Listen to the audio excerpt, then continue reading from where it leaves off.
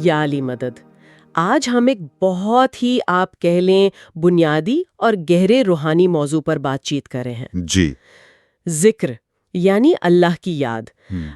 یہ ایک ایسا عمل ہے جس سے ہم میں سے شاید بہت سے لوگ کسی نہ کسی طرح واقف ہیں۔ بالکل بالکل۔ اکثر گھروں میں ذکر تسبیح کی آواز آتی ہے نا، وہ چلتی رہتی ہے، جو کہ ایک بہت ہی خوبصورت چیز ہے اور گھر میں ایک روحانی سا پرسکون ماحول بنا رہتا ہے۔ یقیناً، اور یہ تو بہت ہی اہم پہلو ہے اس کا۔ اور دیکھیں، اسی حوالے سے یہ بتانا بھی ضروری ہے کہ اسماعیلی ایسنس چینل پر جہاں یہ گفتگو سنی جا رہی ہے، وہاں بہت سی اچھی خوبصورت ذکر تسبیحات بھی موجود ہیں۔ اچھا۔ ان کی ایک پوری پلے لسٹ ہے، اس کا لنک بھی ہم تفصیلات میں دے دیں گے۔ تو ہماری گزارش ہوگی کہ اگر سننے والے ان تسبیحات کو سننا چاہیں تو براہ راست وہیں اسماعیلی ایسنس چینل سے ہی سنیں۔ ہاں، یہ اچھی بات ہے۔ اس سے روحانی فائدہ بھی ہوگا اور چینل کی بھی آپ سمجھیں حوصلہ افزائی ہوگی۔ بالکل بالکل۔ تو آج جو ہم بات کر رہے ہیں اس کا مقصد صرف یہ نہیں کہ ذکر کا لفظی مطلب کیا ہے، بلکہ قرآن کی روشنی میں اور جو بڑے مفکر گزرے ہیں ان کی نظر میں اس کی گہرائی کیا ہے، اس کی اہمیت کیا ہے، اس کی الگ الگ شکلیں کیا ہو سکتی ہیں، مطلب کیا یہ صرف ایک رسم ہے یا اس سے کچھ زیادہ ہے۔ جی، تو آئیے ذرا اس میں گہرائی سے اترتے ہیں۔ ذکر، یہ لفظ عربی کا ہے، ذا کا را، اس کی جڑ ہے۔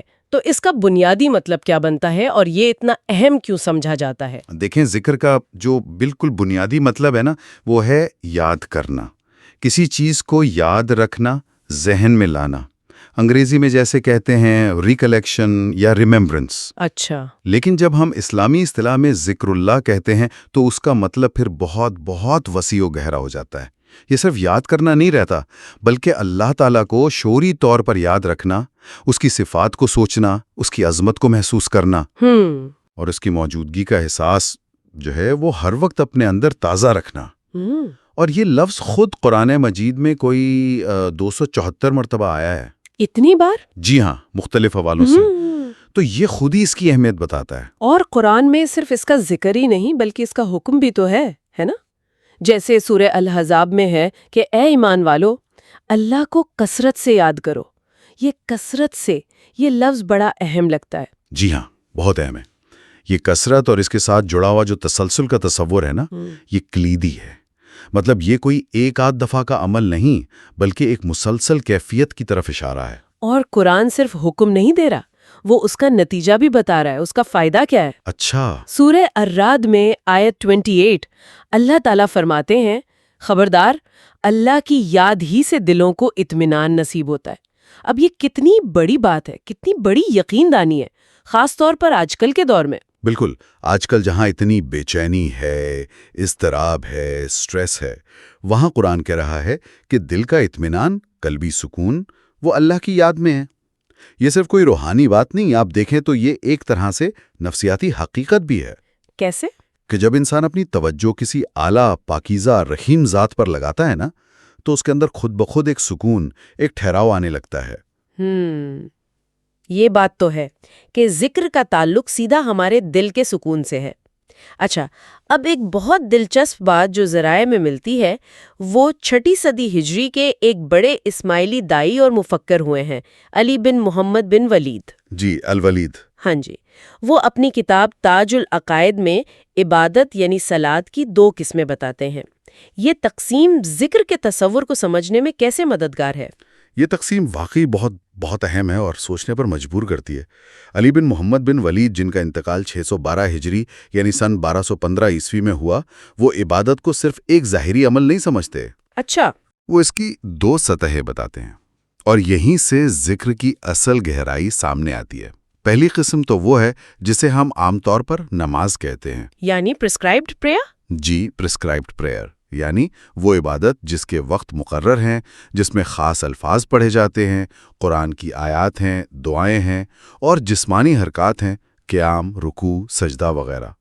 یہ عبادت کی رسمی شکل ہے، ظاہری شکل ہے۔ ٹھیک ہے، یہ تو ہم سب جانتے ہیں، لیکن دوسری قسم وہ کیا ہے اور وہ کیوں زیادہ گہری سمجھی جا رہی ہے؟ دوسری قسم وہ ہے جسے الولید روحانی نماز یا اسپرچول پریئر کہتے ہیں، اور یہ پہلی قسم سے کہیں زیادہ آپ کہہ لیں گہری ہے، باطنی ہے اور مسلسل چلنے والی ایک کیفیت ہے۔ یہ صرف جسم ہلانے یا الفاظ دہرانے کی بات نہیں۔ پھر کیا ہے؟ یہ روح کا ایک ڈسپلن ہے، ایک اعلیٰ نظم و ضبط ہے جو کس چیز پر مبنی ہے؟ مستقل غور و فکر پر، مراقبے پر، میڈیٹیشن جسے کہتے ہیں، اور اندرونی آگاہی، انر اویئرنس پر۔ الولید اس کے لیے ایک اور بڑا خوبصورت نام استعمال کرتے ہیں، العبادت العلمیہ۔ علمی عبادت، یہ تو بڑی دلچسپ اصطلاح ہے۔ اس کا کیا مطلب ہوا؟ علم حاصل کرنے والی عبادت یا علم پر مبنی عبادت؟ اس سے مراد ہے وہ عبادت جو علم پر، معرفت پر، شعور پر قائم ہو، جس میں صرف رسم نہ ہو بلکہ حقیقت کا ادراک ہو، ایک شعوری کوشش ہو۔ یہ وہ عبادت ہے جو انسان کو اللہ کے قریب لے جاتی ہے، اس کے ساتھ ایک تعلق بناتی ہے۔ اچھا، الولید اس گہری کیفیت کو، اس تعلق کو بتانے کے لیے کئی ملتی جلتی اصطلاحات استعمال کرتے ہیں۔ ان سب کا مرکز ایک ہی ہے، خدا سے ایک مضبوط، ایک زندہ، قریبی تعلق بنانا، جیسے اتصال یعنی جڑ جانا، وابستہ ہو جانا، تقرب یعنی قربت حاصل کرنا، اتحاد یعنی ذات الہی کے ساتھ ایک ہو جانا، فنا فی اللہ جیسی کیفیت، یا پھر الارتباط بالملاء الاعلی یعنی عالم بالا سے، روحانی دنیا سے جڑ جانا۔ یہ سب الفاظ جو ہیں وہ اسی ایک گہری باطنی کیفیت کے مختلف پہلو ہیں۔ یہ تو بہت ہی اونچا تصور ہے۔ اس کا مطلب تو یہ ہوا کہ یہ جو روحانی نماز یا علمی عبادت ہے، اس کے لیے ظاہری رسومات، کوئی خاص الفاظ یا جسمانی حرکات ضروری نہیں ہیں۔ یہ کیسے ادا کی جاتی ہے پھر؟ بالکل، الولید بہت صاف کہتے ہیں کہ یہ عبادت پوری طرح روحانی اور باطنی سطح پر ہوتی ہے۔ اس کو ادا کرنے کے لیے ظاہری اعمال نہیں بلکہ باطنی کیفیات چاہیے، ذہنی مشقیں چاہیے، اخلاقی اوصاف چاہیے۔ مثلاً کون سی چیزیں؟ وہ کچھ خاص چیزیں گناتے ہیں جو اس روحانی نماز کی بنیاد ہیں۔ ایک تو مسلسل غور و فکر، پرسسٹنٹ میڈیٹیشن، یعنی اللہ کی ذات، اس کی صفات، اس کی کائنات، اپنا اور اس کا تعلق، اس پر سوچتے رہنا۔ ٹھیک ہے۔ دوسرا باطنی توجہ اور ارتکاز، انر کنسنٹریشن، یعنی اپنے ذہن کو بھٹکنے سے روکنا اور اللہ کی یاد پر جمع کر رکھنا، یہ صلاحیت پیدا کرنا۔ یہ تو مشکل کام ہے۔ بالکل۔ تیسرا اخلاقی پاکیزگی، مورل پیورٹی، یعنی اپنے آپ کو ہر طرح کی برائی سے، جھوٹ، حسد، کینہ، ان چیزوں سے پاک رکھنا۔ چوتھا نفسانی خواہشات سے پرہیز، یعنی اپنی ڈیزائرز پر، دنیاوی لالچ پر قابو پانا۔ اور پانچواں صبر و استقامت، اسٹیڈ فاسٹ سیلف کنٹرول، یعنی مشکلیں آئیں، آزمائشیں آئیں تو صبر کرنا اور اپنے روحانی راستے پر قائم رہنا۔ یعنی یہ تو چند منٹ یا گھنٹے کی بات نہیں، یہ تو ایک پوری لائف سٹائل ہے، ایک مسلسل اندرونی کوشش ہے، ایک روحانی پریکٹس ہے۔ یہ تو کافی مشکل لگتا ہے۔ بلا شبہ آسان نہیں ہے، لیکن الولید کے نزدیک یہی وہ راستہ ہے جو انسان کو خدا سے حقیقی تعلق تک پہنچاتا ہے، جسے وہ حقیقت الاتصال کہتے ہیں۔ یہ ایک پروسیس ہے، ایک عمل ہے جو آہستہ آہستہ ہوتا ہے۔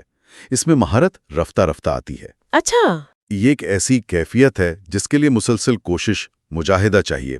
یہ کوئی وقتی جوش نہیں بلکہ ایک پائیدار روحانی حالت ہے۔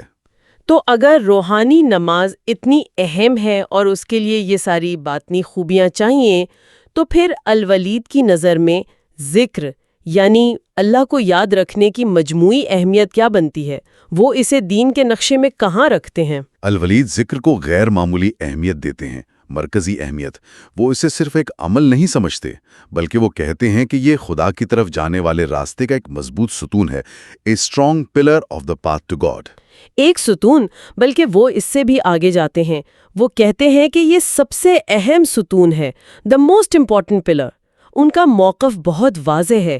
کوئی بھی شخص خدا کو مسلسل یاد کیے بغیر، یعنی ذکر کی اس کیفیت کے بغیر، اس تک نہیں پہنچ سکتا، اس حقیقت الاتصال تک نہیں پہنچ سکتا۔ اچھا، گویا یہ جو مسلسل یاد الہی ہے، یہ ذکر، یہ انسان کے دل اور اس کے خالق کے بیچ میں ایک پل ہے، ایک برج ہے۔ اس کے بغیر یہ روحانی تعلق نہ بن سکتا ہے، نہ قائم رہ سکتا ہے۔ سب سے اہم ستون، یہ تو بہت پاورفل بات ہے۔ اس کا مطلب تو یہ ہوا کہ باقی عبادتیں بھی اگر ذکر کی روح سے خالی ہیں تو شاید وہ مقصد پورا نہیں کر پائیں گی جو الولید بتانا چاہ رہے ہیں۔ بالکل۔ یہ تو ہمیں سوچنے پر مجبور کرتا ہے کہ ہم اپنی عبادتیں کیسے کرتے ہیں۔ اچھا، الولید کی یہ گہری باتیں ہمیں ذکر کی باطنی اہمیت تو سمجھا رہی ہیں۔ اب ذرا دیکھتے ہیں، ایک اور مصنف ہیں یحییٰ احمد، جن کا حوالہ بھی ہے ہمارے پاس۔ جی، وہ اپنی کتاب ویلز اینڈ کیز میں اسی خیال کو روزمرہ کی جو عملی عبادات ہیں ان سے کیسے جوڑتے ہیں۔ وہ نماز، روزہ، زکوٰۃ، حج، یہ جو ظاہری فرائض ہیں، ان کے بارے میں کیا کہتے ہیں، ان کا ذکر سے کیا تعلق بناتے ہیں؟ یحییٰ احمد کا نقطہ نظر بھی بہت دلچسپ ہے، اور یہ الولید کی جو باطنی تعلیمات ہیں نا، ان کو ایک عملی شکل دیتا ہے۔ وہ یہ کہتے ہیں کہ ایک سچا مومن جو ہے وہ یہ ظاہری فرائض جیسے نماز پڑھنا ہے، روزہ رکھنا ہے، زکوٰۃ دینی ہے، حج کرنا ہے، ان کو صرف ایک رسم یا ایک قانونی ذمہ داری سمجھ کر نہیں کرتا۔ یہ اس کے لیے بوجھ نہیں ہے، بلکہ یہ اعمال اصل میں اس کے لیے ایک ذریعہ بن جاتے ہیں، ایک ٹول بن جاتے ہیں۔ کس چیز کا ذریعہ؟ اس چیز کا کہ وہ اپنے ذہن کو دنیا کے جھمیلوں سے، روزمرہ کی پریشانیوں سے، فکروں سے، بھٹکنے سے ہٹا کر ایک واحد حقیقت یعنی خدا کی ذات پر فوکس کر سکے، مرکوز کر سکے۔ اچھا، تو گویا یہ ظاہری اعمال بھی باطنی توجہ کا ذریعہ بن سکتے ہیں۔ یہ کیسے؟ کیا یہ خود ہی ہو جاتا ہے یا اس کے لیے کوشش کرنی پڑتی ہے؟ یہی تو یحییٰ احمد کی خاص بات ہے۔ ان کے مطابق جب یہ اعمال صحیح نیت سے، پوری توجہ سے اور اس شعور کے ساتھ کیے جائیں کہ ان کا مقصد اللہ کی قربت ہے، اللہ کی یاد ہے، تو یہ خود یاد الہی کے اعمال بن جاتے ہیں، ایکٹس آف ریممبرنس۔ اچھا، یہ پھر صرف جسم کی حرکت یا زبان کے الفاظ نہیں رہتے، بلکہ یہ دل اور دماغ کی عبادت بن جاتے ہیں۔ اور جب اس طرح یہ اعمال ادا کیے جاتے ہیں تو یہ نہ صرف ظاہری طور پر فرض ادا کرتے ہیں، بلکہ باطنی طور پر روح کو برکت دیتے ہیں، سکون دیتے ہیں، اطمینان دیتے ہیں۔ صحیح۔ روحانی ضرورتیں ہیں نا، ڈیپسٹ اسپرچول نیڈز، ان کو پورا کرتے ہیں۔ یہ تو بہت اہم وضاحت ہے کہ ظاہری اعمال اور باطنی کیفیت یعنی ذکر الہی یہ آپس میں جڑے ہوئے ہیں، مطلب ایک کو دوسرے سے الگ نہیں کر سکتے اگر پورا روحانی فائدہ چاہیے۔ یہ تو ہمیں ایک طرح سے دعوت دے رہی ہے کہ ہم اپنی رسمی عبادتوں کو دوبارہ دیکھیں کہ کیا ہم انہیں واقعی یاد الہی کے اعمال کے طور پر کر رہے ہیں۔ بالکل، اور یہ بات الولید کی روحانی نماز والے تصور سے بھی بالکل ملتی ہے۔ جب ظاہری نماز بھی پوری توجہ سے، خشوع و خضوع سے، اللہ کی موجودگی کے احساس کے ساتھ پڑھی جائے تو وہ رسمی نماز ہوتے ہوئے بھی کہیں نہ کہیں روحانی نماز کا رنگ لے لیتی ہے۔ مقصد ایک ہی ہے؟ مقصد وہی ہے، ذہن کو دنیا سے ہٹا کر اللہ پر لگانا۔ یحییٰ احمد گویا یہ بتا رہے ہیں کہ یہ جو رسمی عبادات ہیں یہ وہ مواقع ہیں جنہیں ہم اپنی روحانی نماز یعنی مسلسل ذکر کی کیفیت کو مضبوط کرنے کے لیے استعمال کر سکتے ہیں۔ یہ واقعی ایک قابل عمل طریقہ لگتا ہے کہ روزمرہ کی عبادتوں کو ہی اپنی روحانی ٹریننگ کا ذریعہ بنا لیں۔ یہ انہیں صرف ایک ڈیوٹی نہیں رہنے دیتا، بلکہ ایک زندہ، میننگ فل روحانی تجربہ بنا دیتا ہے۔ بالکل درست فرمایا۔ یہ ان عبادتوں کی روح کو زندہ کرنے والی بات ہے، ورنہ بغیر توجہ کے، بغیر ذکر کے یہ اعمال بس ایک خالی خول رہ جاتے ہیں، ایک رسم جن کا دل پر وہ اثر نہیں ہوتا جو ہونا چاہیے۔ تو آج کی ساری بات چیت کا اگر ہم خلاصہ کریں، جو اہم نکات ہیں ان کو سمیٹیں تو کیا نکلتا ہے؟ میرے خیال میں چند بہت اہم باتیں سامنے آئی ہیں۔ پہلی تو یہ کہ ذکر صرف زبان سے کچھ الفاظ دہرانا نہیں ہے، بلکہ یہ اللہ کی یاد کو، اس کی موجودگی کے احساس کو دل اور دماغ میں ہر وقت تازہ رکھنے کا ایک مستقل عمل ہے، ایک باطنی کیفیت ہے، ایک شعوری کوشش ہے۔ دوسرا یہ کہ جس کی اہمیت صرف صوفیوں یا مفکروں نے نہیں بتائی، بلکہ اس کی جڑیں خود قرآن پاک میں ہے۔ قرآن اس کا حکم دیتا ہے، کثرت سے کرنے کا کہتا ہے اور اسے دل کے سکون کا ذریعہ بتاتا ہے۔ یہ کوئی روایت نہیں بلکہ ایک بنیادی دینی ضرورت ہے۔ تیسرا اہم نقطہ جو الولید کی باتوں سے ملا وہ یہ کہ عبادت کی دو سطحیں ہیں، ایک رسمی ظاہری جیسے نماز اور دوسری باطنی اور روحانی جسے انہوں نے علمی عبادت یا روحانی نماز کہا۔ اور ذکر یعنی اللہ کی یاد ان دونوں ہی سطحوں پر، لیکن خاص طور پر روحانی سطح پر بالکل مرکزی چیز ہے۔ الولید تو اسے خدا تک پہنچنے کے راستے کا سب سے اہم ستون کہتے ہیں۔ اور چوتھا نقطہ جو یحییٰ احمد کی بات سے سمجھ آیا وہ یہ کہ ہماری جو روزمرہ کی رسمی عبادات ہیں وہ بھی ذکر کا حصہ بن سکتی ہیں، بلکہ بننی چاہیے۔ کیسے؟